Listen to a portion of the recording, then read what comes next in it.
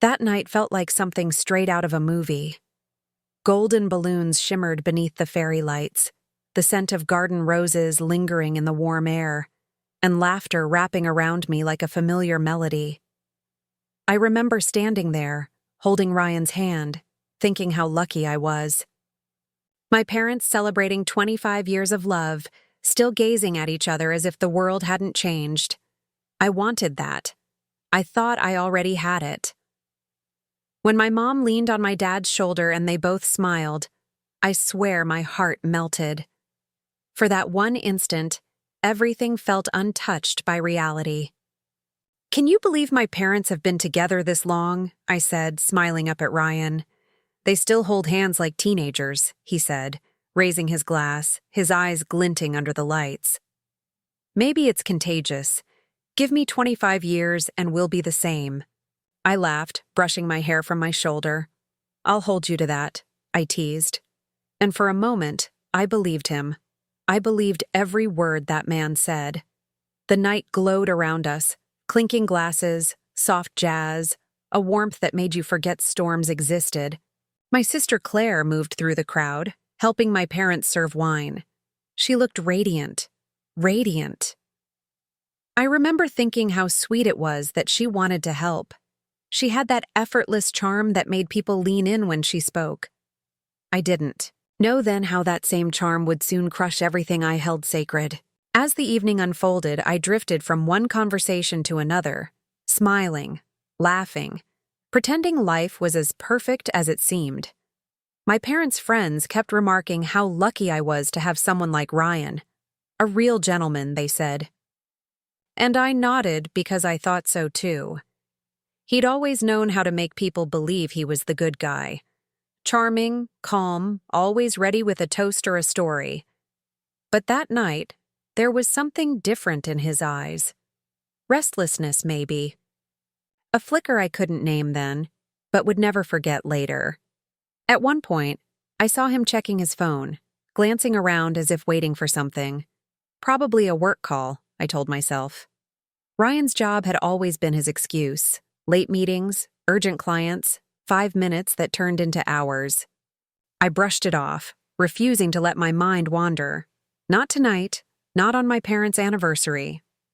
I was determined to believe in the fairy tale, even if the glass slipper had already begun to crack. I kept smiling because that's what good wives do when the music plays. Claire was refilling glasses, her laughter soft and melodic, like a song I used to love before I knew its lyrics. She leaned close to Ryan at one point, whispering something that made him smile. I didn't think much of it then. They were family, after all. But something about that smile lingered. Too comfortable, too easy. My gut nudged me, a faint whisper of unease beneath all the golden lights and champagne bubbles. I should have listened. Later that night, I moved through the crowd again, thanking guests, hugging relatives I hadn't seen in years. The garden lights flickered softly above, reflecting off the wine glasses like tiny stars. My parents danced, and everyone clapped when my dad kissed my mom's forehead. One of those picture-perfect moments you wish you could frame forever. And yet, deep inside, I felt a strange tug, like a thread about to unravel. Ryan wasn't beside me anymore. At first, I didn't think much of it. He was probably in the kitchen helping, or maybe checking the music. That's what I told myself.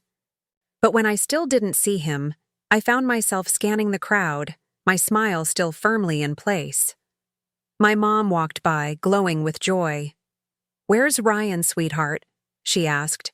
I shrugged, keeping my tone casual. "Probably making a phone call," I said. But my heart had already begun to race. Slow at first, then faster. The night air suddenly felt heavier, the laughter around me distant and hollow. I could see the faint shimmer of the garden light stretching toward the back gate, shadows swaying with the wind. Maybe he's planning a surprise speech, I told myself, trying to calm the storm inside. That's the kind of man he was. Thoughtful, romantic, unpredictable. Or at least that's what I believed. I straightened my dress, took a sip of wine, and walked toward the back garden. completely unaware that my perfect evening was about to fracture. 15 minutes passed, then 20. My mom's laughter echoed somewhere behind me, and the music floated through the night as if nothing had changed, but everything inside me had. I smiled at guests as they passed, pretending I wasn't counting every second Ryan was gone. My mother eventually leaned toward me, whispering, "Sweetheart, have you seen Ryan?" I forced a small laugh, probably taking a call, but the lie tasted bitter on my tongue. I wandered through the house, heels clicking against the polished floor. The kitchen was empty except for half-finished champagne glasses and fading laughter from the yard. I checked the patio, then the hallway. Nothing. The deeper I went, the quieter the world became, as if the music outside belonged to another life, one that wasn't mine anymore. A thin breeze carried the scent of roses through the window, sweet and mocking. And somewhere, faintly, I heard laughter. Not mine. Not his. Someone else's. My pulse jumped. The sound came from the garden, soft at first, then sharper. I followed it, every step heavy with a fear I didn't want to name. The path behind the shed was dimly lit by fairy lights, their glow trembling, as if they knew what I was about to see. I stopped just before turning the corner, my hand brushing against the cold brick wall. Then I looked up, and my world stopped. There they were, Ryan and Claire. My husband and my sister pressed against the wall under the garden lights, kissing as if they'd been waiting their whole lives for this moment. My breath caught in my throat, sharp and jagged, like I'd swallowed glass. The wine glass in my hand slipped before I even realized it, shattering against the stone path. The noise made them jerk apart. I could barely process what I was seeing. Her hands tangled in his hair, his eyes wide with a guilt that spoke everything words couldn't. "What? What the hell is this?" My voice didn't even sound like mine. It came out strangled, trembling, yet loud enough to slice through the silence. Ryan spun around, pale, mouth fumbling for words that didn't exist. "Sophie, it's not what it looks like." Claire froze, her lips still red, her hands trembling as she tried to fix her dress. "Sophie, please," she started, but I cut her off before she could breathe another lie. "You're my sister," I said, my voice breaking but cold. "My family." Then I looked at Ryan. "And you swore you loved me." The tears burned, but I didn't let them fall. I just stood there, staring at two strangers I used to love. My heart pounded so hard I could hear it over the music. I remember thinking, you chose tonight. Of all nights, the anniversary of the kind of love I thought we shared. I didn't scream. I didn't cry. I just stood there, letting the sound of my own heartbeat drown out everything else. Ryan kept talking, stumbling over excuses, desperate words falling flat in the heavy air. "Sophie, please listen. It was a mistake. It just happened." But his voice sounded distant, like it was coming through a tunnel I'd already left. Claire's eyes were glassy, wide with guilt, but not enough to stop her from reaching for him. I stepped back. I couldn't bear to see it again. I turned away and walked, my heels crunching against the gravel with steady, deliberate steps. The laughter from the party grew louder the closer I got, a cruel contrast to the chaos burning inside me. When I stepped back into the light, people smiled, clinking glasses, oblivious to the betrayal searing on my skin. My mother waved, asking if I was okay. "Just needed some air," I said, forcing a smile that belonged to someone else. Ryan didn't follow immediately. Maybe he didn't know how to face me. Maybe he was still fixing his shirt. Or maybe Claire was still whispering apologies he didn't deserve. I didn't care. I raised another glass with my parents, smiled at the photos being taken, and played my part as if nothing had happened. But inside, something had already shifted. Quiet, dangerous, irreversible. I wasn't Sophie the wife anymore. I was Sophie the witness. And already I was thinking about what came next. The rest of that night unfolded like a cruel performance I couldn't escape. I smiled through every photo, toasted through every laugh, even danced when my father insisted. On the outside, I looked fine, radiant, maybe even happy. Inside, I was raw, torn apart by the image I couldn't unsee. Every time someone mentioned Ryan's name, my stomach tightened. Every time Claire's laugh drifted across the room, my skin crawled. They had stolen something sacred, and yet I was the one pretending. When Ryan finally reappeared, hair tousled, expression forced, he acted like nothing had happened. He slipped, his arm around me, whispering, "Can we talk?" I didn't flinch. I just smiled, my lips stiff. "Later," I said, still looking ahead. "We wouldn't want to ruin the party." The look in his eyes flickered. Confusion, maybe guilt or fear. Whatever it wasn't love anymore. And I felt an odd calm at that realization. Claire avoided me completely. Every time our eyes almost met, she turned away, cheeks flushed, hands trembling. I watched her from across the table, pretending to laugh at my dad's stories, her wine glass quivering between her fingers. I wondered if she understood that the woman she'd betrayed wouldn't stay silent forever. Outside, the lights had dimmed, but inside me, something dangerous had begun to glow. A quiet, steady fire I had no intention of putting out. By the time the party ended, my fake smiles were spent. My cheeks ached from pretending, my heart numb from holding everything in. Ryan said his goodbyes too quickly, like he couldn't bear another second. I followed him out, waving to my parents one last time, promising I'd call them tomorrow. The night air hit me like a slap, sharp, cold, real, the kind of cold that wakes you from a dream. And that's exactly what my marriage had been. A dream I was finally waking from. We drove home in silence, the streetlights flickering across his face like flashes of truth. His fingers gripped the wheel too tight. Every few minutes he tried to speak, but the words died before reaching me. Finally, he exhaled. "Sophie, please." It was a mistake. I turned to him, my voice quiet but cutting.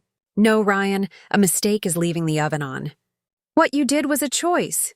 He flinched like my words stung, and they should have. He tried again, voice cracking. "I didn't mean to hurt you." I stared out the window, watching the city pass in slow motion. "Then why did you?" I asked. He had no answer.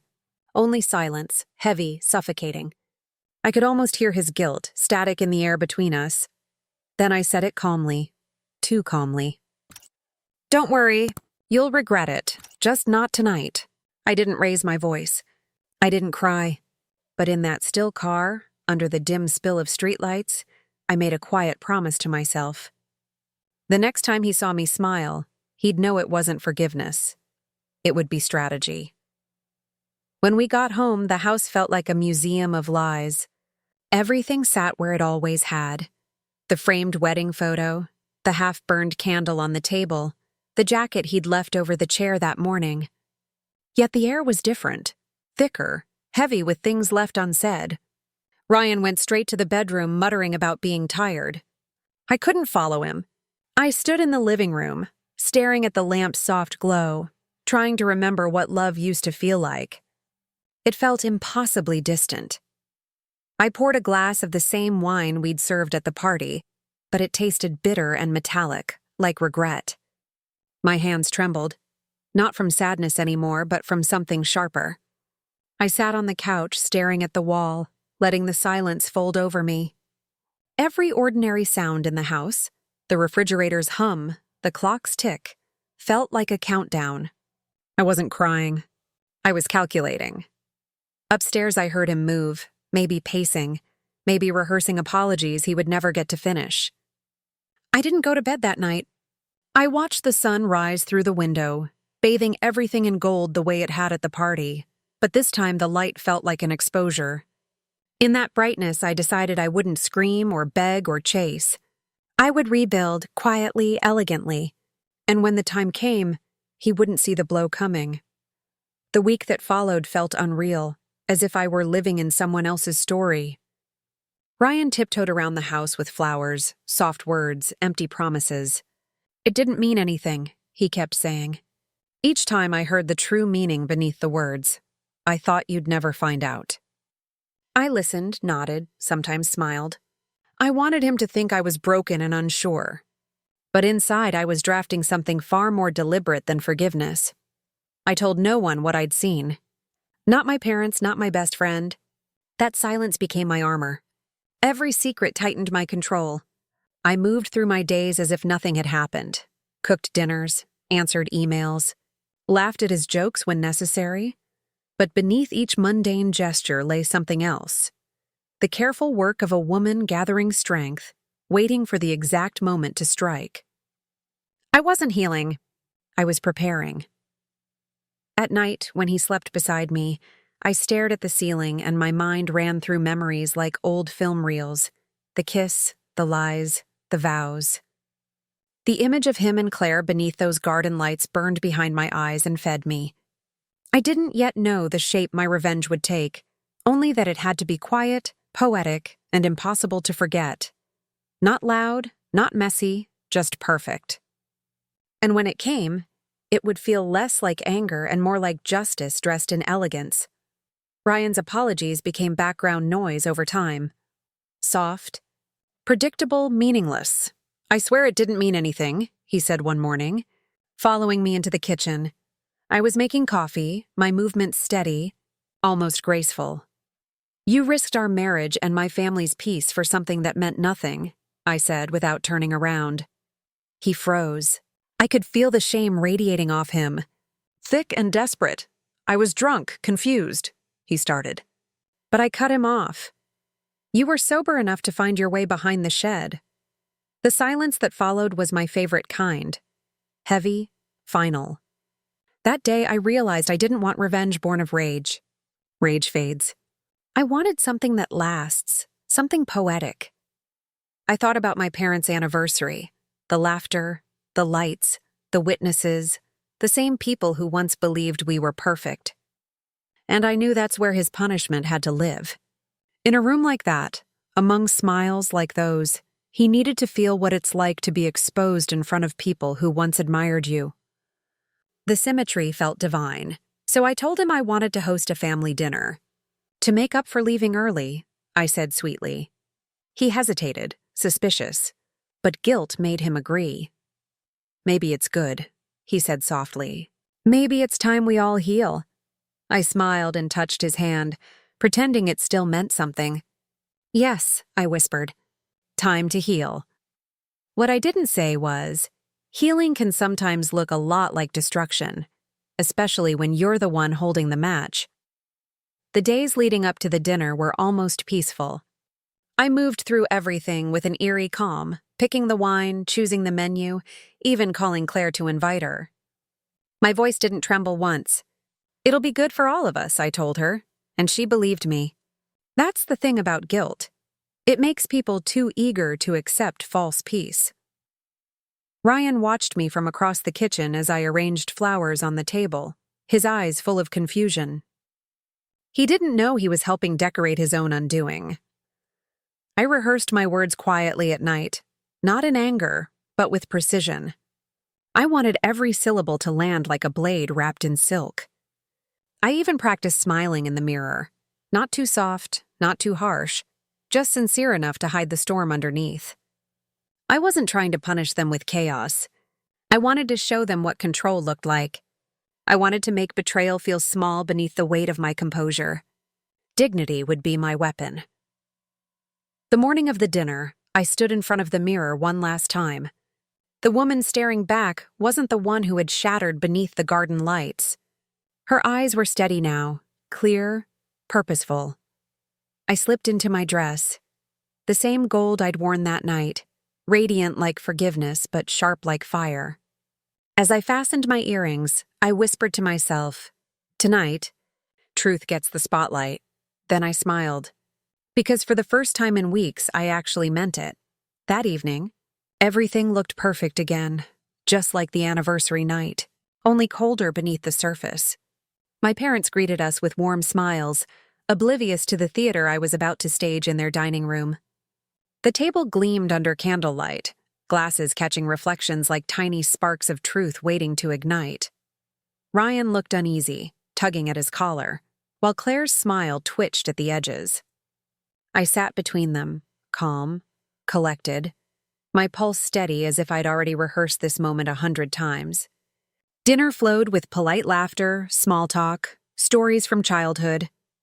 I played my part effortlessly, pouring wine, asking questions, pretending I wasn't measuring the air for tension. Every time Ryan's hand brushed mine, I offered a polite smile, the kind that ends conversations. I watched him from the corner of my eye, waiting for the right silence to fall, because that's when truth lands hardest, not in noise, but in quiet. I could almost taste the fear hiding beneath his charm. When dessert arrived, I stood. My chair slid back with a soft scrape, drawing everyone's attention. "Before we finish," I said, raising my glass, "I'd like to make a toast." The room hushed. I looked at my parents first. "To you both," I began, smiling, "for showing me what real love looks like. Faithful, honest, lasting." My father grinned, touched, and my mother's eyes glistened with tears. Then I turned to Ryan. My smile didn't fade, but the warmth left it. "And to my husband," I said softly, "for showing me exactly what love shouldn't be." The room froze. The only sound was the faint hum of the chandelier above. My father's smile faltered. My mother's eyes darted between us, confused. Ryan blinked, his throat tightening, a nervous laugh escaping him as if he thought it was some kind of joke. Claire's hand trembled around her fork. For a heartbeat, I almost felt sorry for them. Almost. Then I reached into my purse, unlocked my phone, and set it on the table. "I brought something to share," I said softly. "A little memory from the anniversary night." I pressed play. The TV across the room flickered to life, and the garden appeared. Those same golden lights, that same night I once thought was perfect. The faint sound of laughter drifted from the screen. Then the camera shifted, catching Ryan and Claire behind the shed, locked in the kiss I could never unsee. Gasps filled the room. My mother covered her mouth, eyes wide. My father pushed back his chair, standing speechless. Claire burst into tears, whispering my name. Ryan's face turned gray, his voice breaking. "Sophie, please." I looked at him then, straight into the eyes of the man I had once trusted with my entire heart. "Don't," I said quietly. "You already gave your speech last week behind the garden." My hand didn't shake as I set my glass down. The silence that followed was sacred, almost peaceful. I slipped my wedding ring off, placed it beside his untouched plate, and smiled one last time, not out of love, but liberation. Then I walked out, heels clicking on the tile, each step echoing like closure. Outside, the night air felt different, cooler, lighter, almost merciful. The laughter from inside had died completely. For the first time in weeks, I could breathe without the weight of lies pressing against my ribs. My hands weren't shaking. My heart wasn't racing. I thought I'd feel shattered, but all I felt was clean, like I'd finally washed off something that had clung to me far too long. The house lights flickered behind me, but I didn't look back. Some scenes don't deserve an encore. I drove home alone. The road stretched out like freedom, endless and quiet. My phone buzzed repeatedly, Ryan's name flashing, then Claire's. I didn't answer. Let them sit in the silence I'd left behind. Let them taste what betrayal feels like from the other side. I rolled the window down, letting the wind whip through my hair. And for the first time in a long time, I didn't feel small. I felt infinite. When I reached home, I slipped out of my heels, walked straight to the kitchen and poured a glass of wine, the same brand from that night. Only now it didn't taste bitter. It tasted like victory dressed as peace. I raised the glass to no one in particular and whispered to honesty, even when it burns. Then I sat on the couch, the house wrapped in silence, and smiled to myself. The kind of smile that comes not from revenge, but from freedom earned drop by drop. Months passed, and life softened again. Not back to what it was, but to something quieter, truer. I found a small apartment by the sea, white walls and wide windows that caught the morning light. The air smelled like salt and second chances. My days started slow. Coffee, walks by the water, sometimes painting until the sun dipped low. I'd forgotten how healing silence could be when it isn't hiding secrets. The rhythm of the ocean became my heartbeat, steady and patient. I started painting again, something I hadn't done in years. At first, my hands felt unsure, clumsy, like I was relearning how to feel. But then the colors began to move the way my emotions had, messy, raw, beautiful in their imperfection. I painted gardens, not the one where I lost everything, but the one that bloomed afterward. A place untouched by betrayal, lit by forgiveness, not for them, but for myself. Each stroke felt like reclaiming a part of me Ryan had never broken. One afternoon, as sunlight poured through the curtains, my phone rang. Mom. Her voice was soft, steady. "Your father and I are so proud of you," she said. "You handled everything with grace." I smiled, setting my brush down. Grace was the only thing I had left to hold on to. She hesitated, then added, "Ryan's been trying to call you?" My heart didn't flinch this time. "Let him," I said gently. "I don't answer ghosts." And just like that, the past lost its last bit of power over me. After I hung up, I stepped out onto the balcony. The sky was streaked with orange and gold, the ocean shimmering like liquid glass. I closed my eyes and breathed it all in, the salt, the quiet, the peace I'd built from ruins. There was a time I thought my life had ended behind that garden shed. Now I knew better. It hadn't ended there. It had begun, the kind of beginning that only comes after you've walked through fire and learned you can survive the burn.